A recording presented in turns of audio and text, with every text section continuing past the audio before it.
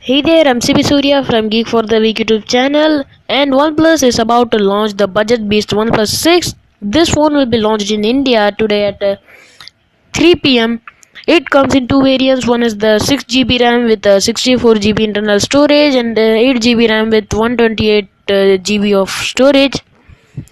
And you will get three color variants: mirror black, midnight black, and silk white, powered with Snapdragon's latest 845 processor, and the battery capacity is 3300 milliamp hour.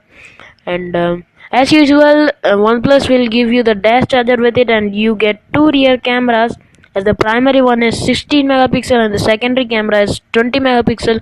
Both have the aperture of f1.7, and you get one front facing camera. It's 16 megapixel. The display is about a 6.28 inch, and it's Optic AMOLED display.